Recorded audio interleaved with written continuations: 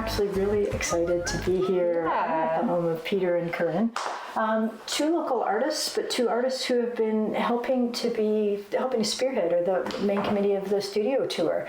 So we're here for two reasons. Want to talk about the studio tour with this, which is coming up shortly, with them, but also want to talk about their painting practice because they're married and they share the same studio.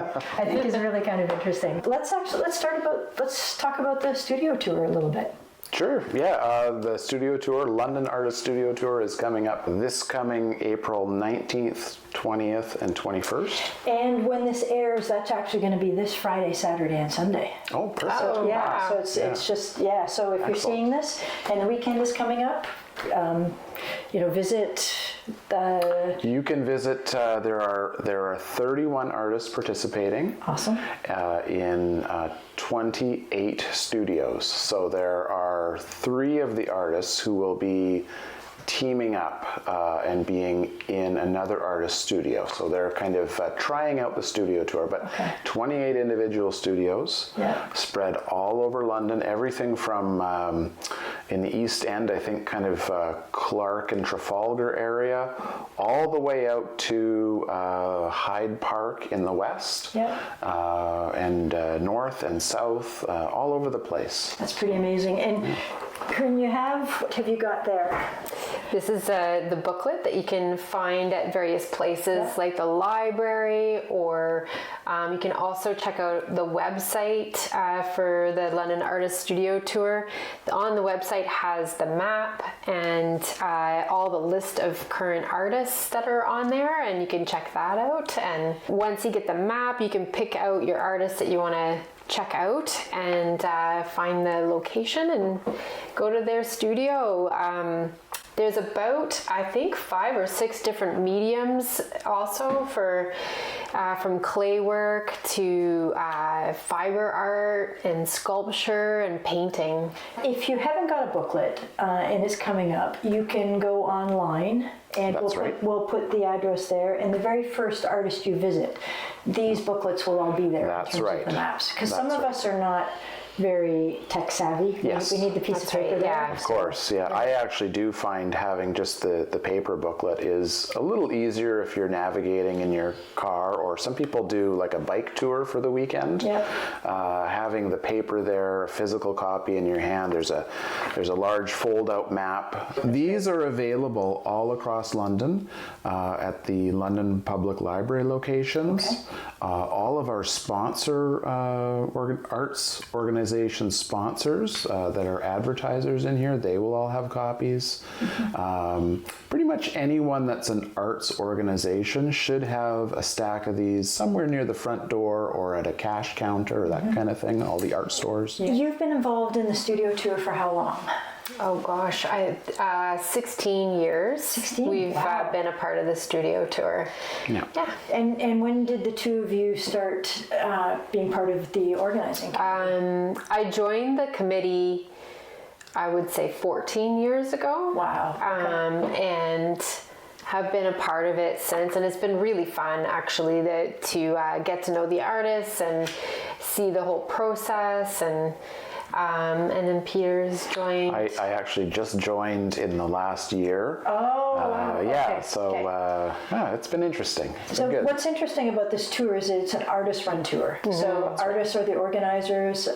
There is a bit of a juried process. That's right. And though the studio tour starts this weekend, you as the organizers, it's only like you've got another month or 2 and you're back at organizing next year's. That's right. Pretty much. Yeah. We have a short break kind of May, June, and then we start thinking about the application process.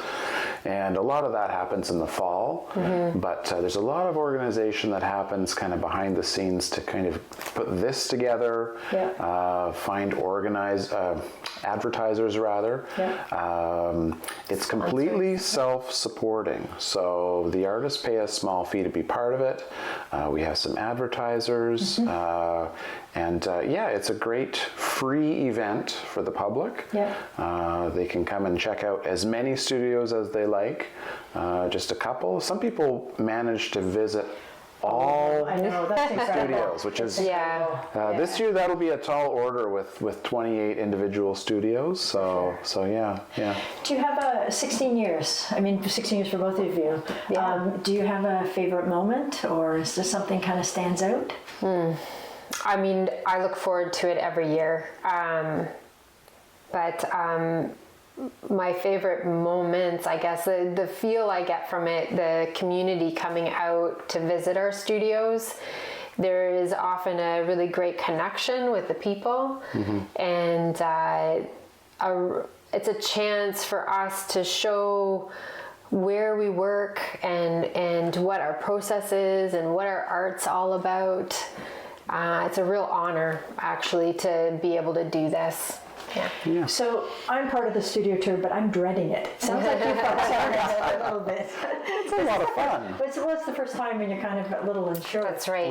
But from, experts or from folks that, it's, I mean, you know what you're doing, right? And you now are in a new studio for a couple of years. You were in the previous studio close to, what was it?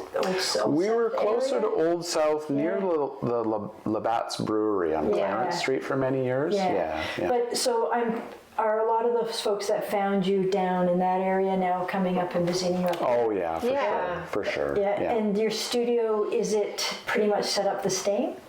Relatively similar. Yeah, we have a small area in our studio where we work, and then we have a bit of a wood shop. I do picture framing. And then normally what we do during the tour, because we have a small home, we'll open up the studio itself, and then we move a lot of our furniture actually out of the house, kind of clear it out and turn it into Bit of a gallery? Yeah. Oh, that's awesome. Actually. Yeah. And there's two of you, which is great. So you're kind of partners. Helping each other out. Which makes a big difference. Well, okay. I will try to be okay. I'm sure after the first time it'll be. I've actually pretty much only had positive experiences doing it. You tend to attract, with the brochures, you tend to attract people that just want to see art. A lot of people that maybe themselves enjoy making art. Okay. So you'll field a lot of questions about, technique and process, your palette, those sorts of things. Okay. People that are looking for maybe a way of getting their own art out into the community. So it's a really good way for established artists to help. Mentor. Exactly. Okay. Well, I'll actually quite enjoy that part of it as well. Yeah. Well, and you'll find that a lot of there's so much support. There's a lot of people that really love art and artists, and they come out and they just want to lift you up or be a part of you, and it's very encouraging.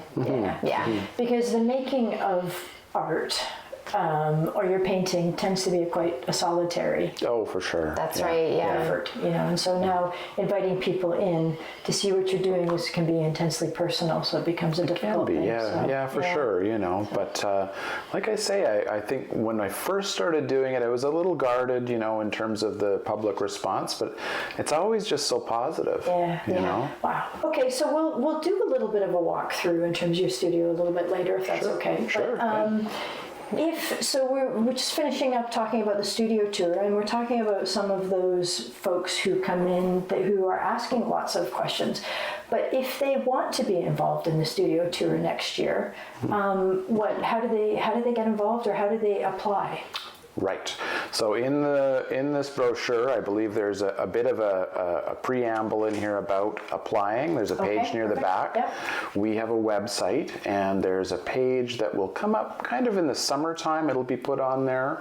You'll have sort of between July and October to apply. Yep. And the application process involves sending some pictures in of your artwork and also a picture of your studio. So because you have to have a studio, right? In terms of pretty much, yeah. I mean, we do have some guest artists. Like I say, there were 3 guest artists this year. So there can be sometimes some leeway there if you're, say, in an apartment that has it's hard to get to. So you can maybe be a guest artist to try it out. Yeah, that's pretty amazing. But the big part of it is the showing the studio and And the the process. process. Yeah. Exactly. So I'm part of it for the first time, but I know in previous years when I've gone around and visited studios, there's been some folks like Sarah Cowling or others that you can actually play around with things That's as well. right, yeah. So are you going to let us play around on your paintings? Normally, I think what we do with that, I do a lot of describing. I find both of us, our paintings, they take so long to make that we did one year, when our kids were a little younger, we did a kids table of kind of, How did that work? It was great. Yeah. I will usually try and do a bit of a demo on picture framing because I have some kind of picture framing gear here. Oh, wow. And sometimes in past years I've done a little bit of carving to kind of show, I will do low relief carving and then make paintings on carvings. Yeah. So, That's interesting. Yeah. I mean, in that sense, it's not a demo and it's not a place to do things, even though that's great if you've got the opportunity. But paint is messy. Yeah. Exactly. Yeah. Oil, particularly, if you are able to go solvent-free, great. But solvents and things can be quite dangerous. There's lots of different things. So, so this is really more come out, see folks, see what's, see how the sausage is made in terms of that context. And there may be a few of the artists that have got kind of that capacity. Interactive aspect to it, for sure. It is difficult to do though. I know. It's just even preparing for it. Oh yeah. So right now you're ripping out the floor in your house. In our house, we're kind of doing a little bit of a renovation before all the crowds come, and so we're busily trying to get that completed Before they come on into your gallery, which is great. Yeah. So. Good. So is there anything else about the studio tour in particular that I should ask that we haven't covered? Gosh. Well, other than the fact that it's it's a fun event on a weekend and it's all free, so that's a nice aspect there. Definitely, which is great. It's a great time to come out and visit some local artists, support them, just by even coming and seeing them and encouraging them. This kind of climate is important. So okay, great. We are in the studio, so can you take me through a little bit of what we're seeing? So I see 2 easels. Yeah, so every day we get into our studio at about 9 a.m. And we come in, and this is my easel here, and my palette, and this is all full of paints. Okay. And lately, we've been listening to our own music and getting into our own kind of groove. And so I see you've sketched out a piece that you're working on. So you work from photographs, as you say. I often do, yeah. So is this one from a photograph as well, or is this from... This is a bike shop right on Richmond, actually. So that's a rather large piece. What is that? 3 foot by 4 foot or something, or... Yes. Yeah. And if you work from the photo... I have it on my phone. Use it on your phone. That's a good way to do it. Yeah. Right. Working from photo, but I use my phone or my iPad to pull up the picture. Okay. That's great. And then Peter brought one in,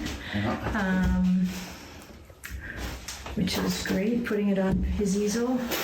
So, and the work that you have behind right now these are... those are just a few That's pieces. a plein air piece, so painted on location in a farmer's field out in, I think, kind of closer to Ilderton, maybe. Okay. So, Peter did that. Yeah, you can, the ones with the houses you tend to know are Peter. And the ones that tend to be outdoors. There we go. Oh, those are beautiful colors. Lots of kind of more landscapey kind of. Yeah. Motifs. Okay. Yeah. And big. Lots of color.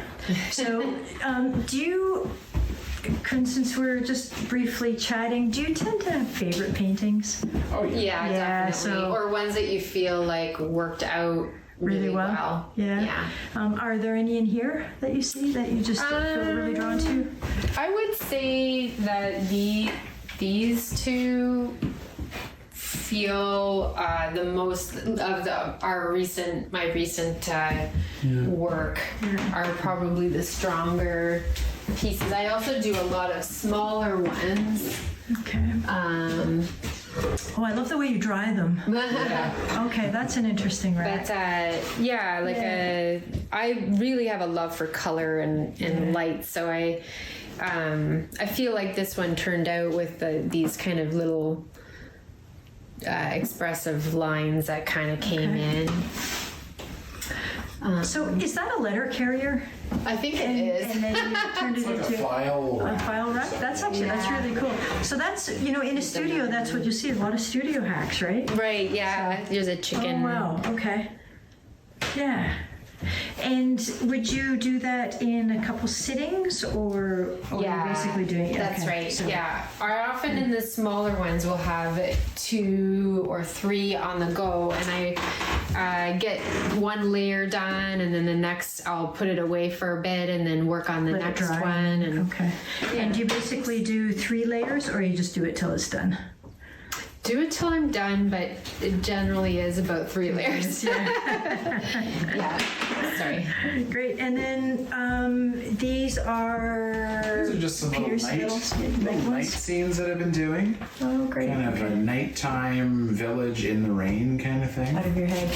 Yeah, pretty much out of my Are head. you having nightmares, Peter? No. I always like, it's funny, I always like sort of walking around at night in the winter when it's kind of, the weather's a bit kind of... Stormy? It's a little stormy, and I always look at, the water on the streets, and especially if there's, this is down near the Covent Garden Market. Yeah, wow, okay. Yeah, I just like the way the light kind of bounces off the wet pavement. And, And if you do like group of 7 work, of course, a lot of their work was in winter weather or stormy or those kind of things as well. For sure. Right? So, but yeah. Okay, so this is this is a finished piece from inside. Oh, this yeah. is great. Yeah. Yeah, that's a finish. And this is your easel and your palette. Yeah, pretty simple. sort of kind setup. of very basic, and a lot of old brushes I should probably throw out. But I just can't bring myself to throw anything out these days. Yeah, but I have a horrible habit of not cleaning my brushes at the end of a session. Oh yeah, that'll get you in trouble. So end up having to throw them out. But it looks to me like you do Pretty well. Yeah. I got a few there that might need to be helped out. But I find you can take an old brush and you can cut it down. Yeah. And you can make a sort of an interesting, if you kind of cut some of the stray fibers off of it, you can kind of renew it a bit. Might not be as good as what it was when it was brand new, but it'll still make interesting marks, So. and you have something here. Oh yeah, so What is that is a maul stick. So both Corinne and I paint with a maul stick. Okay.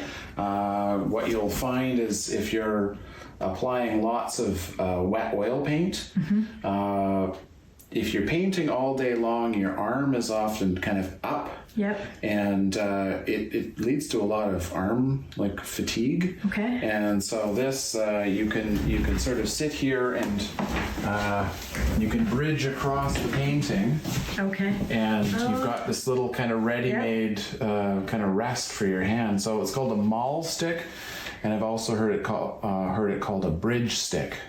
So you can basically sort of stabilize your hand and take a bit of the strain off your arm while you're painting. So and keep your hands clean from yeah, exactly. from the mess of the oil. Probably the best benefit. Is just kind of keeping your hand from getting covered in oil paint. Yeah. So yeah. Okay, that's wonderful. So do you do the same thing? You work on a couple paintings at the same time? For me, it's mostly, I think, one at a time. I find I get kind of, I don't know, I get sort of spread all over if I do more than one at a time. I need a solitary train of thought and just figure out what does this painting need. And often what I'll do is I'll work it and then, kind of spend a few days looking at it. So during that time, I might be working on something else. And often I'll have the piece that I just made kind of down here. Okay. So, drawing. or up on the wall right beside the easel, so I can kind of just keep looking at it. Yeah. So yeah, this is a piece I just finished. I added all this sort of, I don't know, strange like checkerboard thing on the street and lines and Yeah. kind of a fun piece, you know. Oh, that's interesting. Yeah. That looks like Ones old. with the houses. I was gonna say that looks like Old South. This is actually on Maitland Street, so it's just around the corner from So Old North. Yeah. yeah, just in Old North. So, but of course, no checkerboard on the pavement. So, what did you say, Corinne? Show your house, your imaginative one. Oh yeah, so this is sort of more like what I would do normally. These kinds of pieces that are on panel. Now that will be framed. Yeah. But just kind of a grouping of houses. Yeah. From the imagination, and then some sort of context, some bit of nature, that kind of thing. You Sure, know, what these ones are as well. Yeah, Yeah, exactly. so they're- Yeah, pretty much all those are the same sort of thing. You know, I try and make a little imaginary landscape, and just kind of some fun color and some nice directionality. Oh, And nice. Yeah. Where, and something like that looks like it comes from Newfoundland or Labrador, or it just it well, I brings- grew up brings- on the very southern tip of Vancouver Island. Okay. So I pretty much spent my entire childhood at this lagoon and kind of in the water and hunting crabs and all that kind wow. of stuff. And then when I met Corinne, I moved out to Halifax. I had to go right From one across coast the to country. from one coast to the next. Yeah, so I really love kind of coastal, sort of imagery. I love getting up to the lakes, and it's a lot of fun. But they often appear, and often there's always these sort of, I don't know if there's any mountains in any of these. Oh yeah, so pieces like this where there's mountains sort of appear in there because of course the view in Victoria as a kid, you'd always see the Olympic mountains in Washington State across the water. So I always throw that in there. So. No, that's awesome. Yeah. So thank you for this part of the studio, which is great. Thank you for coming. Yeah, no, this is amazing. Can we do just one little quick peek at your framing? Because I think that's actually really cool. So and do you Bit of a bit of a mess? Oh my goodness! Then you. now do you get Peter to do some framing for you? Yes, I do. Yeah, I do tend to be drawn to doing the canvas or the boards that don't need framing. Yeah. Just because I feel bad. He takes so much time. All right. That's okay. We don't have to come in all the way. This is just really cool that you have I all. might have to cut some of this out, but I'll show you. Why don't I show you the machine itself? Okay. So let me find. Do you want me to okay. wait? I'll ju- Yeah, want me no, to this is stop? good. So, Okay. as you can tell, I'm a bit of a collector of old machinery that I've kind of old woodworking tools. Yeah. One of the tools that I've managed to find over the years is it's called a Morso. So this machine here is a manually operated framing trimmer. Oh, wow. So it cuts miters. Yeah. This is a piece of red oak, and this machine will slice it. This will slice off, and you can make beautiful, precise miters just with foot power. Wow. And so this machine is it's a quite an expensive machine, but I managed to pick it up in an auction for $50. So it was kind of a good day when I found this. So it means I that's can awesome. make very nice, precise mitered corners, so I can make frames. So wow. That's great. I've got a underneath all that clutter over there, I've got a woodworker's like a cabinet maker's bench. Yep. And so all of my frames have a little bit of hand planing. No, it's really cool though. It's actually really, really, really interesting. Lots of old junk. Wow. Old tools. Yeah. Anyway, thanks. Yeah. Okay, so we're back now from doing a bit of the walk around, and now I actually want to talk to the two of you just a little bit about the two of you and your process. And the fact that what's really unique about the two of you is you're two artists living together. Sharing a studio space. I'll ask you first, Corinne, how is that? Well, I would say it's amazing. we've been doing this full time for 24 years now, and I would say the best part about it is that we encourage each other to keep going and to grow as artists. To have someone else there alongside, going through those hard times where you're going through the first time showing and the studio tour, you're not totally on your own. You're along with someone that is like, when they're feeling good about it, they can help you feel good about it, and vice versa, and it kind of keeps you going. Even though you might have a show or something that doesn't go well, you kind of talk it out and figure out ways to kind of keep going and problem solve. But I shouldn't say but, you're together. You're in a relationship, you've got kids, That's right. How does that work when you're having a little bit of a, well, I'm married to somebody I work with, and we oftentimes have disagreements. Yeah. And when we have disagreements, it gets a little sensitive around our house. Yeah. So how do you manage that? I guess, paint it out? Yeah.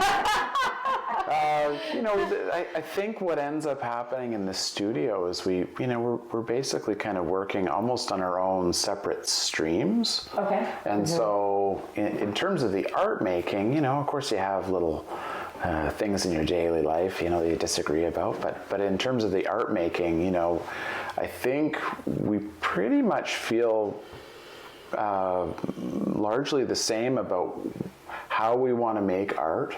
That's cool. And I think we have very similar art making philosophy.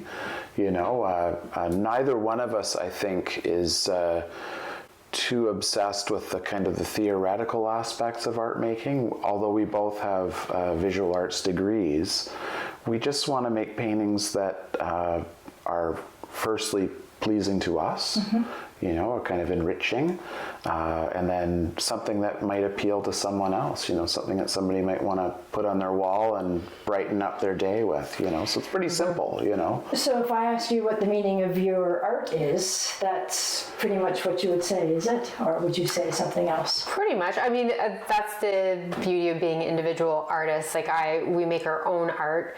For myself, I find that I really need to experience where I'm painting or the image that I'm painting, whether it's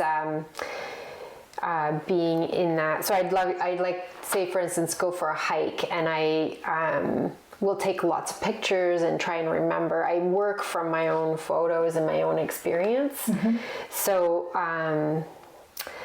yes, I agree. Like, I am in alignment with Peter in the sense that we really do just love making art and it being a part of our life and having fun with it and using color and light. And that's pretty much our philosophy. And we do really enjoy meeting the people that walk away with our paintings or enjoy our art, so that we can engage with them and remember them, so it becomes more of a relationship.